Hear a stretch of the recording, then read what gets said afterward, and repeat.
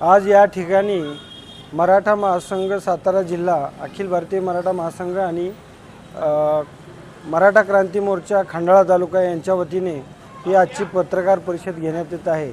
त्याचा विषय असा आहे की खंडाळा तालुक्यातील भादेगण गट आणि खेड गट या गटातून जिल्हा परिषदसाठी खुला प्रवर्ग पडलेला आहे आणि त्या खुल्या प्रवर्गामध्ये इतर राखीव गटातले सुद्धा उमेदवार उभे केले जात आहेत।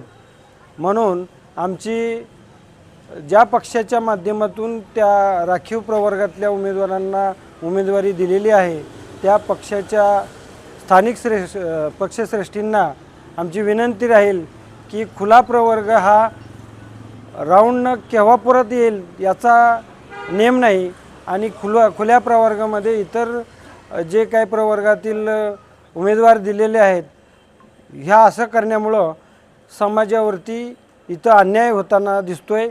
समाजातील किंवा खुल्या प्रवर्गातील उमेदवारांवरती अन्याय होताना दिसत आहे।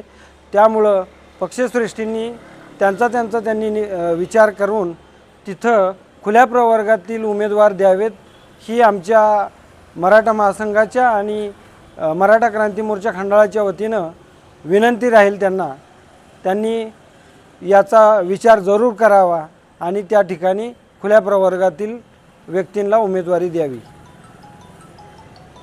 ज्या ठिकाणी मराठा समाजाच्या उमेदवारांनी अपक्ष फॉर्म भरलाय तरी पण पक्षाने समजा ओपनची जागा आहे तरी पण दुसऱ्या समाजाला तिकीट दिलं गेले, अशा ठिकाणी मग मराठा समाजाची काय भूमिका राहणार आहे? नाही, ज्या ठिकाणी खुला प्रवर्ग आहे आणि त्या ठिकाणी दुसऱ्या प्रवर्गातील लोकांना त्यांनी उमेदवारी दिलेली आहे तर मतदार हा सुज्ञ आहे।